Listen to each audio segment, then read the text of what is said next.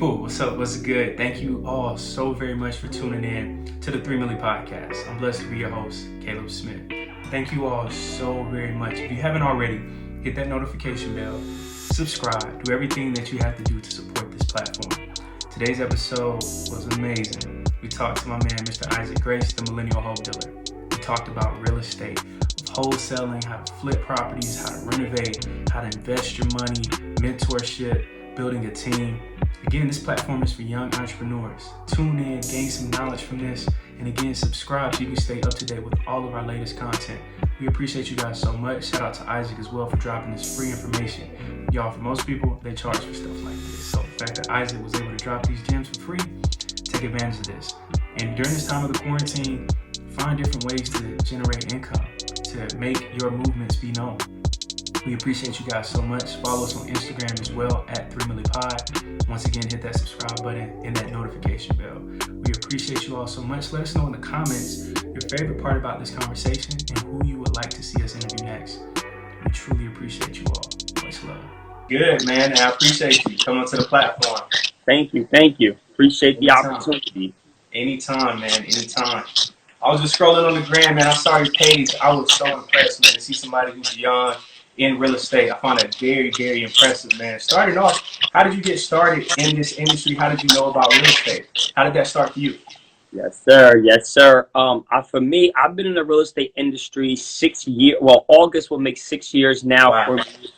I just turned 27 on Monday, so I started it when I was 21 years old. Happy birthday. I'm from New Jersey, and I came across Jay Morrison. You know, I came across his YouTube page. I seen a World Star video, 3-time felon turned real estate mogul, and that really kind of opened my eyes to really listen more about Jay. And at the time, it wasn't really about the real estate that impressed me. It was more like his message for Black people.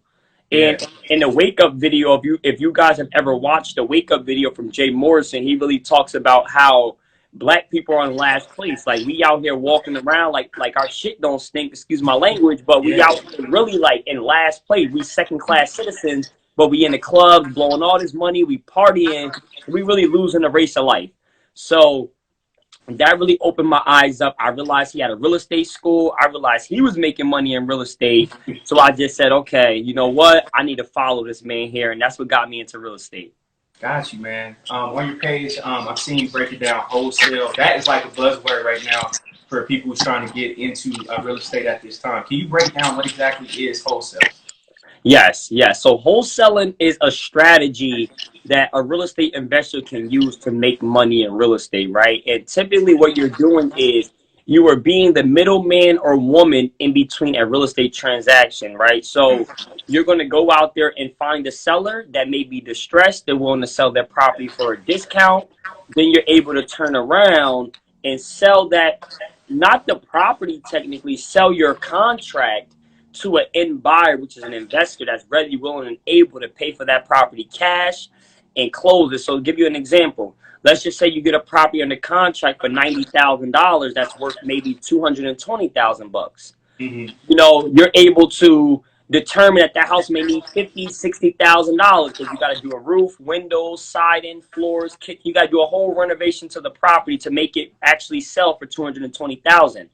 I know that I can sell it to an investor for $100,000 or $110,000 and make 10 or 20 grand. He buys it from me for, let's just say he buys it for $110,000. I make 20 grand on a deal. He buys it for 110, puts 50 into it. He's all in at 160, maybe 165 with closing costs. He can sell it for 220, so that's his profit. That's why he's going to pay you 20 grand because it's a good deal. It makes sense to him. Got you, man. That's what's up. And earlier, you mentioned people like Jay Morrison. For yourself, how important is it to have a mentor in this space?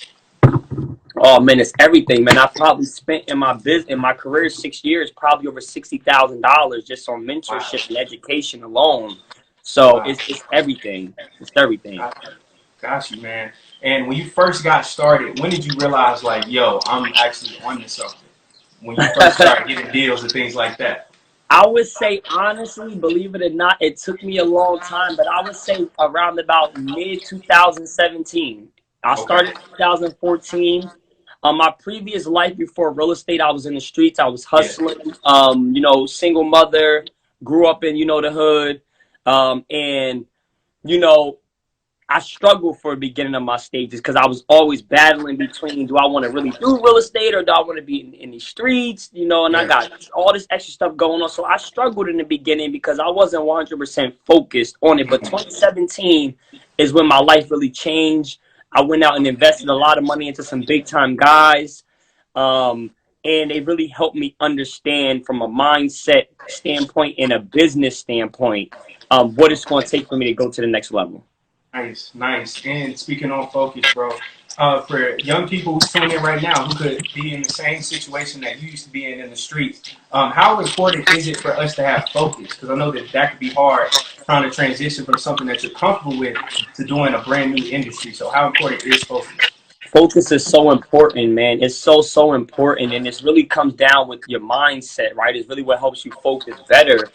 And what it comes down to is, man, you just got to be able to be real with yourself. You got to have a judgment day within yourself. You got to sit yourself down and just say, hey, listen, like, where am I at right now with everything I'm doing? Where would I be in 5 years? If it don't make sense, you need to stop what you're doing and you need to start a new plan, right? And that's the hardest thing for people is to come up with the plan and stick to it, right? So what I teach a lot of my students that I coach, because I do mindset coaching as well as real estate and entrepreneurship coaching. But what I do with my students is I really make them dig deep within their soul, right? Because a lot of this is all spiritual and it's all from the root, from the heart, right?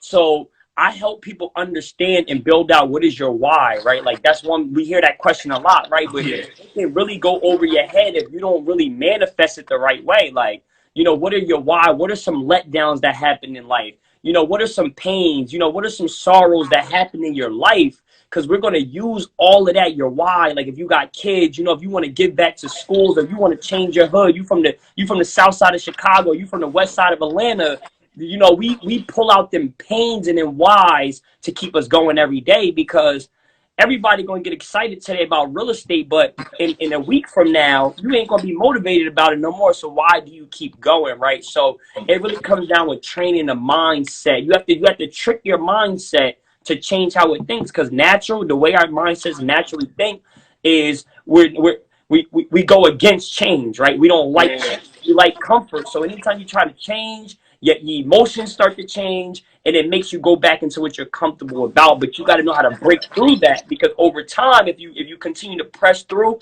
what your mind is trying to do, you eventually, they say like if you do something the same for 30 days, it becomes a habit, right? So it's the same thing with mindset. You got to train your mindset to push through, and eventually the mindset will learn how to adopt what you're trying to teach it to do. It's like training a dog, training a baby. You got to train your mindset too.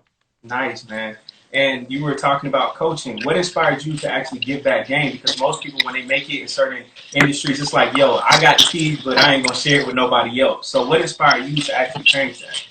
I think it was really Jay, my mentor. Okay. I paid Jay $15,000 to not teach me real estate, but to really teach me how to be the best black man I could be the millennial hope dealer, right? That's my name. And with that was me giving back, right? Like telling my story to the millennials, like the black and brown community, the Hispanic community, understanding that, no matter what y'all been through, like I'm a cancer survivor, I'm a high school dropout, single mother, father incarcerated 15 years of my life, 2 kids before ever being married by 2 different women. And I've been able to still make it out and be a self-employed entrepreneur, making over $100,000 running multiple businesses. So the millennial hope dealer character is to show millennials no matter what you come from, you can make it if you focus. I love that, man. I love that. And what you got going on right now is not easy, man. So how do you maintain balance from checking on the properties, taking care of your kids, cancer survivor, all that? How do you do it? That's why I was late to this call, right? You good. And sometimes, man, I've been learning, and it's sad, but I used to, when I first got, just 6 months ago, I was the one guy, everyone loves me that gets close to me because, I'm not Hollywood, right? I'm not Hollywood. I speak to people. I'll give people time of my day. I give them free consultations, all that stuff. But I've been realizing that I don't want to be selfish or get Hollywood, but our time is valuable. So I'm not available just to talk to an individual just every day for free no more, right? So now I gotta put a tangible item there to see, like, I'm not trying to play you, but at the same time, if this person is willing to pay me $100 for my time and you want it for free, I don't want to play you out, brother, but like my time is limited. I gotta go with this brother because this king or queen, because they are putting, a dollar amount on my time, right? And you're trying to get it for free. And when I do got free time, I'll give it to you. But I've just been learning that, you know what?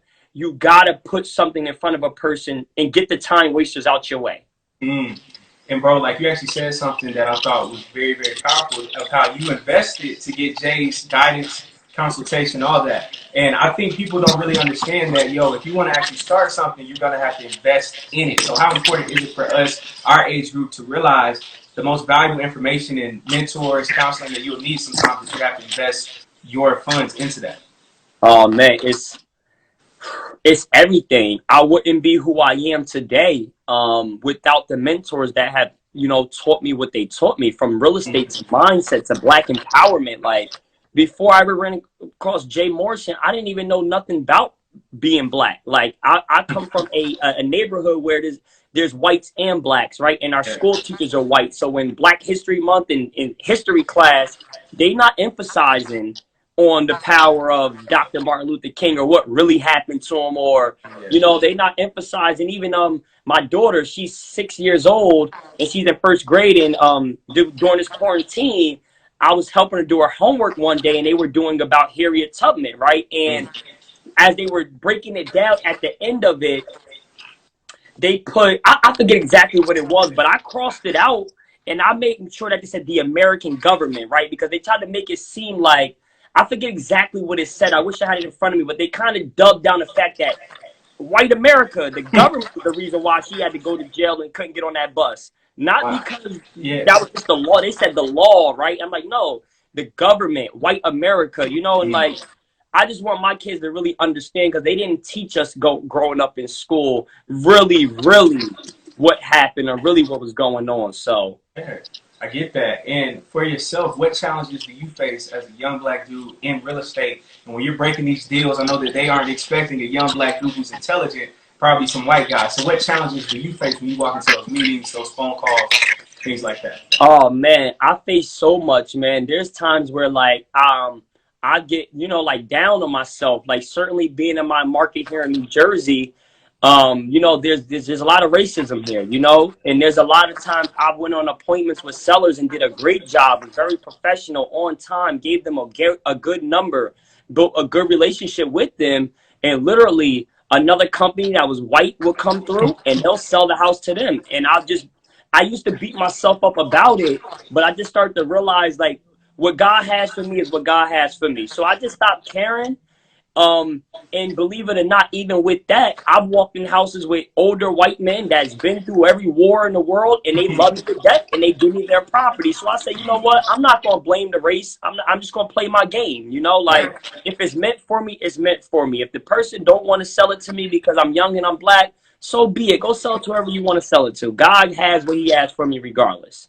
I love that, bro. And what you do is not easy work. So can you break down to us that process of negotiating a deal, getting that deal done, then having to like renovate the property, make it look presentable? Like, what do you do step by step by step until like you get that finished product? How do you do it? Oh man, it's a lot of work. It's a lot of stress. It's a lot of critical thinking. It's a lot of, every decision that you make can make or break the deal, right? Like, every decision that you make from the beginning to the end, right? So I give you guys an example of a fix and flip project that I'm doing right now. It's funny with this deal because I actually met this seller back in 2015, made an offer on one of her houses. She said no. She went MIA for like 2.5 years. I was calling her, voicemail after voicemail after voicemail for years, right?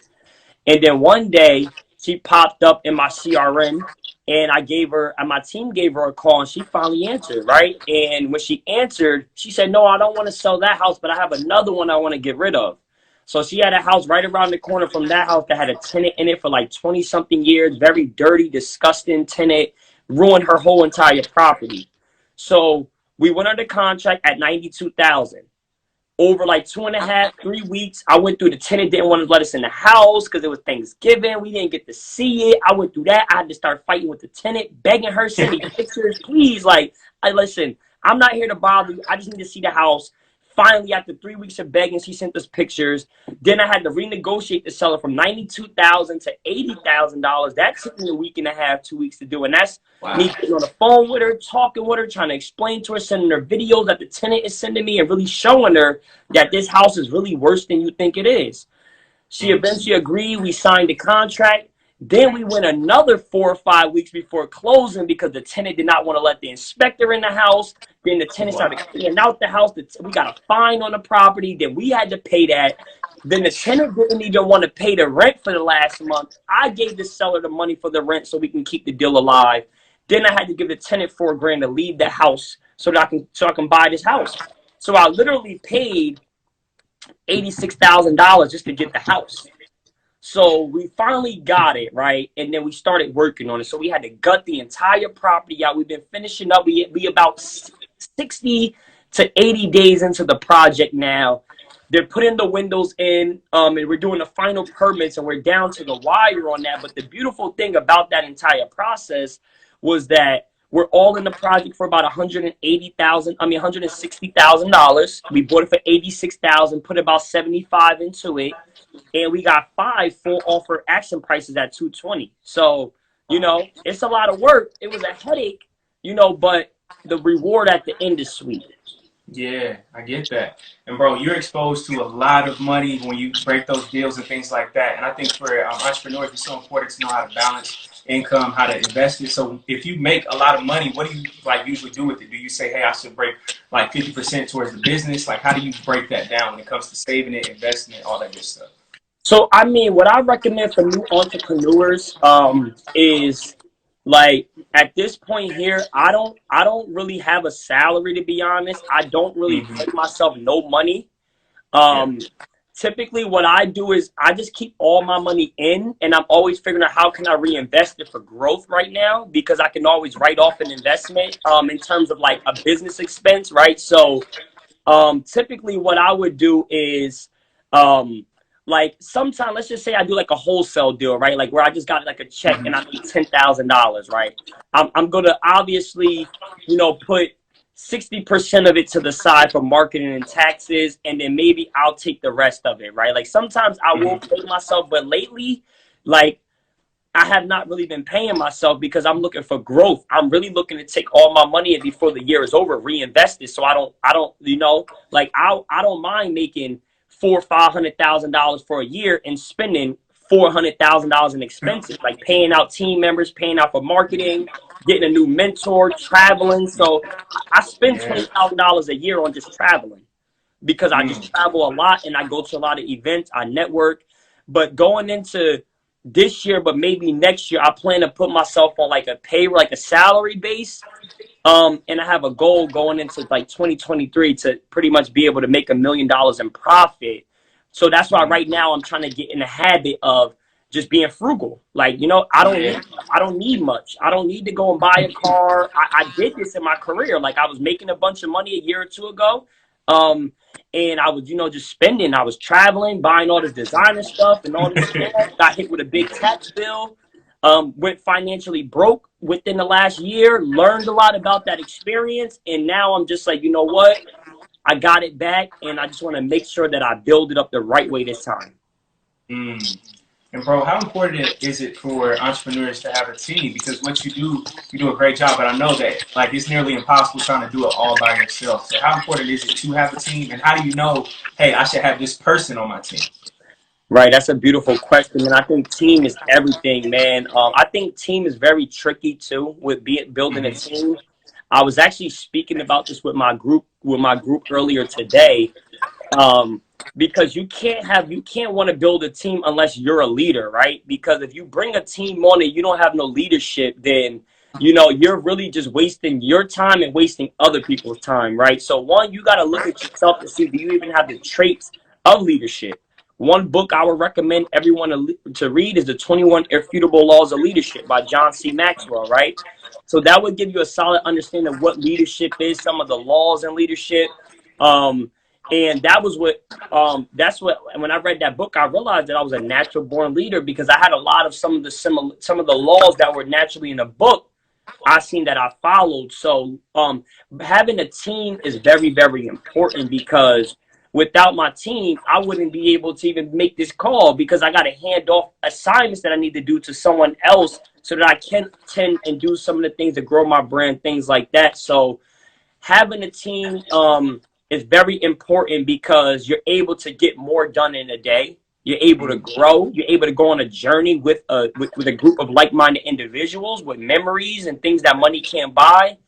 And in terms of knowing how to pick the right people, I think that it comes a lot of like how they come about. Like if you're forcing it, like if you're forcing people to come onto your team, I think that's a recipe for disaster. But again, when God puts the right people in your space, it's just having the right type of interview with them, right? Like just seeing what they come from, what's their background, what experience do they have in this industry? If they don't have no experience, what level of dedication are they willing to learn, So you can always do like a 90-day trial. I do like a lot of 90-day trials with people. Like, hey, listen, I'm not trying to sign no contracts or do no relationships with you. I'm gonna give you 90 days to prove to yourself that I should invest in you, or invest in this relationship that we can grow together. Nice, man. Nice. On your page, I saw something that was super dope, man. Just seeing you making phone calls, like connecting with people, getting deals done. What advice do you have for people when it comes to phone calls? Because some people are nervous when it comes to having to make business calls. So how do you attack those calls? How do you, express your intentions, and how do you get things done on that phone call? Oh man, that's beautiful, because I still remember back in 2014 when I first started in real estate, I invested my first like $700 into a mailing campaign, right? And at this time, remember, I was a high school dropout. I talked street lingo. I was nigga this, that, excuse my language, family, but that was me back then. I was straight street slang, right? And I remember my first campaign, a seller called me. Well, sellers started calling me, and I was so scared. I didn't even answer the phone. I just wasted my money because I was that scared, right? But at the same time, it built a burning desire. I had a chip on my shoulder. Now, like, I got to get over this fear. So what happened was, over time, sales, strategies, training, mentorship taught me how to be more confident on the phone. And it's kind of like, I can't really explain how I've gotten as good as I've gotten. A lot of it is repetition, but it's kind of like getting on a basketball court, right? Like you go to practice, they teach you how to shoot free throws, do the three-man bob and weave, 101s, how to shoot right, how to dribble. But then when the game comes, it doesn't happen exactly like that. You just have to adapt, right? You just have to adapt with the flow. So I just know how to. One, it's about framing a conversation and setting expectation with the homeowner. I'm going to use this example. So I'm able to, in the first 30 minutes, deliver them a message so clear that they even willing to listen to the other 20 minutes we're about to have on this call, right? So your first couple minutes, you have to have a clear, you have to have a delivery. We call this 30-second sales commercial, right? Like a 30-second pitch to make them want to listen, right? So I'll simply just say, hey, listen, my name is Isaac. I'm with Jersey Shore Property Solutions. I'm happy you gave me a call. The reason why you got the letter from me was because I'm looking to buy houses in this area, and I would love to learn more about you and your property to see if I could present you with an offer, So now at that point, they say, okay, yes, I'm interested. And then now I'm able to I got a script in place. I got steps in place, but I'm also prepared for rebuttals and other different things because I've done it for so long that I'm able to hold them conversations. I just like talking anyway, too. So that's just a natural thing that I have. Yeah, I feel that, man. And somebody, the comments said something that was so true. They were saying you got to step out of that comfort zone. Absolutely. So for somebody in your industry, how do you get comfortable being uncomfortable sometimes? What I've learned in this mindset is you gotta learn how to understand when you are uncomfortable. Like when you are in that state when it's like, oh shit, like I'm not comfortable right now. I got to do this call, and you got to learn how to talk to yourself then, right? Because a lot of people don't know how to focus on the mindset when the mind is uncomfortable, right? But Yeah. I've learned that when my mind is uncomfortable, like I still get uncomfortable. If I got to renegotiate with a seller, right? I gave them a price that I thought was good, but come to find out my contractor told me that it was $20,000 off. So I got to talk them down 20 grand after shaking their hand, smiling, and signing the contract. That is scary to do, right? So what I do is, one, I go into the conversation with logics, right? But mentally, I know how to say, okay, Isaac, it's okay to be nervous right now. I understand you are in a state, in the emotion of nervousness. But this is the time to lock in. This is time to focus even more and don't allow the nerves, the fear to stop you from taking the action, right? And that's really Yeah. it. Because on the other side of that is I've got on phone calls like that, dead scared, and left that phone call and the seller might say, Isaac, you're killing me, but I like you. I want to get this done. Fine, let's do it. And I get off the phone like, oh my God, why was I scared like that? Like I just did that to myself, right? And a lot of times it's our minds like trying to tell us something that's not happening. And that's another thing I started learning is like, stop listening to the bullshit we're telling ourselves, right? And let the universe tell us what it is. That's another thing too. That's beautiful, man. I've seen one of your posts, bro, where you drove 3 hours, got a deal done, man. What level of tenacity does it take to be in this business? Oh my God. Oh my God. And that was a funny day too, right? The level of tenacity is like, you got to be like a pit bull, man. You got to be like that pit bull when you go to your friend's house and that one annoying dog that just won't stop bothering you because you're not from this house. Like they want to know what I'm you until you identify yourself. I'm on you, you know, or until you leave, right? You got to have that aggression because your why has to be strong enough. You know, your burning desire, your goals, it has to be strong enough that you're willing to do whatever it takes. So using that example, I drove 3 hours to Wilkes-Barre, Pennsylvania from New Jersey, right?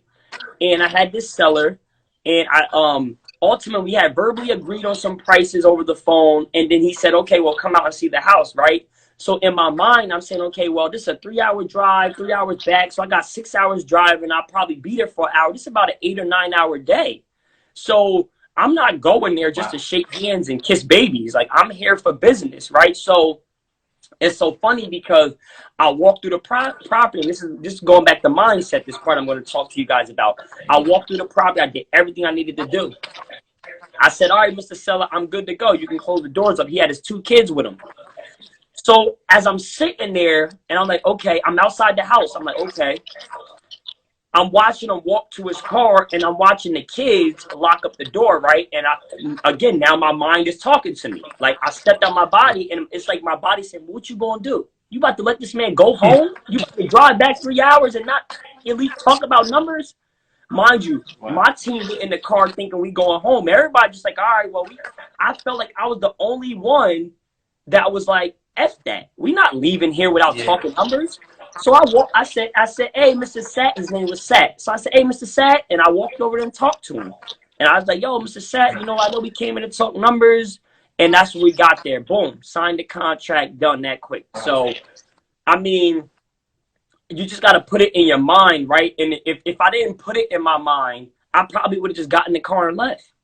If I didn't tell my mind to just say that I'm leaving with the contract, I would have just gotten in the car, called him a couple days later or later that day. He would have said no because I wasn't right there, and I wasted 9 hours of my life.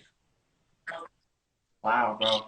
Man, every single day, what drives you when you first wake up? Because to do what you do, something has to drive you. So, like, what drives you every single day? Legacy, man. Legacy. I think legacy is an ever-ending. It's infinity. It's nothing. There's no finish line to legacy, right? So I think that's what drives me every day. Got you, man. And what's next for you? Like, what's that next project for you? Oh man, I mean, I think with me, that's a good question. I think I'm kind of more in like just grind mode. I think I just want to put myself out there. I just want to be the millennial hope deal. I just want to keep telling my story until God puts something on my heart. I don't have nothing yet. I'm just doing real estate, baby. Just real estate, just empowering, just helping other people grow their businesses.